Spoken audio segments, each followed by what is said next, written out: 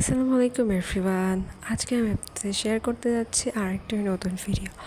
অনেক দিন পরে আমি ভিডিওটা শেয়ার করছি। আমি আজকে আপনাদের সঙ্গে শেয়ার করছি ঈদের দিনের রান্না। তো ঈদের দিনে আমাদের কি কি রান্না হয়েছিল এটাই আমি আপনাদের সঙ্গে শেয়ার করতে যাচ্ছি। তো প্রথমে চলুন দেখে নিই কী কী হচ্ছে। তো আগের দিন রাত্রে আমরা এই সেমাইটাকে ভেজে ধুয়েছিলাম। এটা ছিল কুলসন সেমাই। তো সকালবেলা যাতে ঝামেলা না হয় এবং টাইমটাও কম লাগে এই জন্য সেমাইটাকে আগের রাতেই ভেজে ধুয়েছিলাম।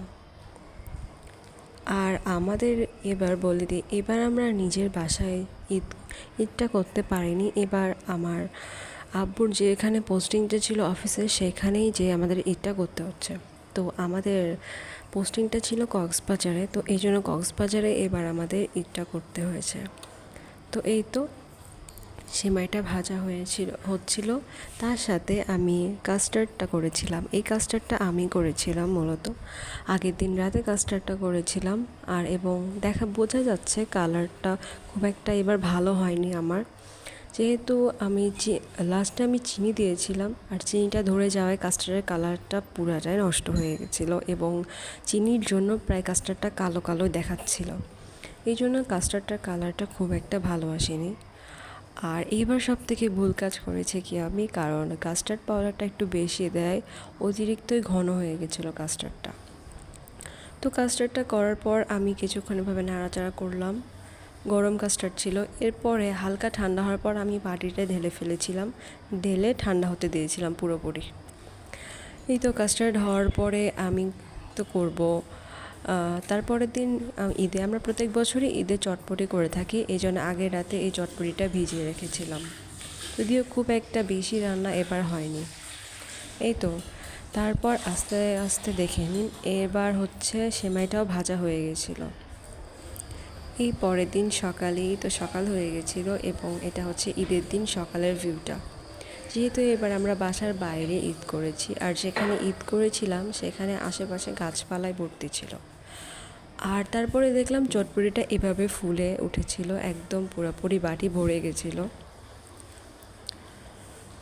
আর আমি ঘুম থেকে উঠে দেখলাম যে আম্মু সকালবেলা উঠে আগে আগেই সেমাইগুলো রান্না করে ফেলেছে। আর প্রথমে এটা ছিল কুলসন সেমাই, তারপর এটা ছিল লাচ্চা সেমাই। আমরা প্রত্যেক বছর ঈদেই 2 রকমের সেমাই রান্না করি, একটা কুলসন সেমাই আর একটা লাচ্চা সেমাই, যেটা প্রত্যেক বছরই হয়ে থাকে। আর ঈদে জানা মতে সবাই এইভাবেই সেমাই রান্না করে 2 রকমের। অনেকে অবশ্য জর্দাটাও করে, কিন্তু এবার ঈদের দিন জর্দাটা করা হয়নি। আর কার কোনটা সেমাই খুব পছন্দ এটা একটু কমেন্ট করে জানাবেন। আমার তো কুলসনটাই বেশি পছন্দ। আর এটা ছিল আমাদের মুরগির মাংস। এরপর এই মাংসটাও রান্না করে ফেলেছিল। আমি ঘুম থেকে উঠে দেখেছিলাম আম্মু প্রায় অর্ধেক রান্নায় কভার করে ফেলেছিল। যদিও সকাল সকালে এবার ঈদে উঠেছিলাম, তো মাংস যখন রান্না করছিল তখন মাংসের পাটা এবং চামড়াটা উঠে খেয়েছিলাম, কারণ মাংসের পা আর চামড়া আমার খুবই ভালো লাগে।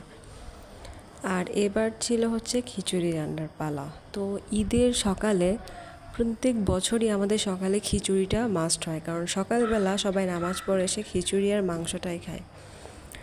আর কার বাসায় কোন কোন কী কী রান্না হয় এটা একটু কমেন্ট করে জানাবেন প্লিজ, কারণ ঈদে তো সবার বাসায় একই রকম রান্নাটা হয় না। আর আমাদের বাসায় প্রত্যেক বছর এই খিচুড়িটা সকালে মাস্ট হয়।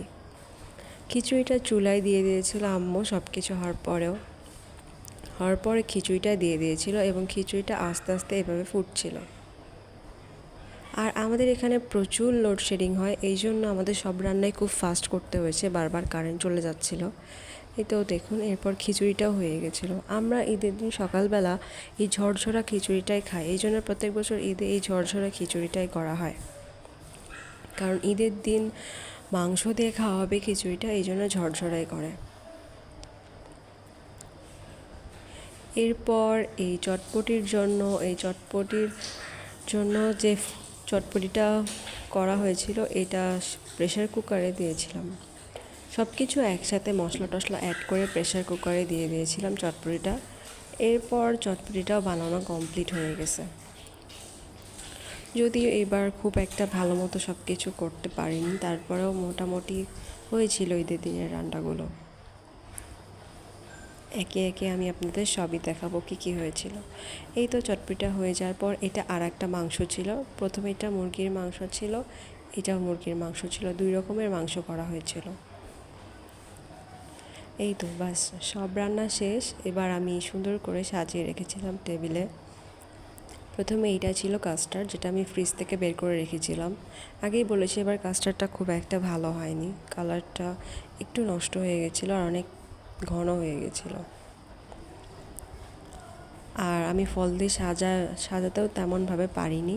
আর এটা ছিল হচ্ছে মুরগির মাংস, যেটা ঢেলে রেখেছিল প্রথমেই যেটা ওইটা। আর এই তো এটা হচ্ছে ঝরঝরা খিচুড়ি। এটা মাংস দিয়ে খাওয়ায় আমাদের প্রত্যেক বছর ঈদে। এই খিচুড়িটা মাস্ট আমাদের বাসায় করে।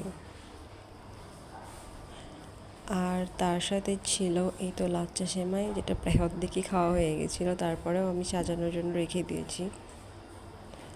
আর এটা ছিল কুলসুম সেমাই। আপনাদের ভাষায় কে কেমন কোনটা সেমাই বলে তা আমি জানি না। আর এটা হচ্ছে আর একটা মুরগির মাংস। আর এটা ছিল সেই চটপটি, যেটা আমার খুবই পছন্দ। অ্যান্ড কার কার বাসায় কী কী রান্না হয়েছে এটা একটু প্লিজ জানাবেন। আর এই তো আজকে আমাদের এইগুলোই রান্না হয়েছে মোটামুটি। ঈদের দিন মূলত এই খাওয়া দাওয়ায় রান্না না হলে আমার কাছে মনে হয় ভালো লাগে না। আর সুন্দর করে সাজিয়ে পরিবেশন করব, এতটুকুই। তো আজকের ভিডিও এতটুকুই।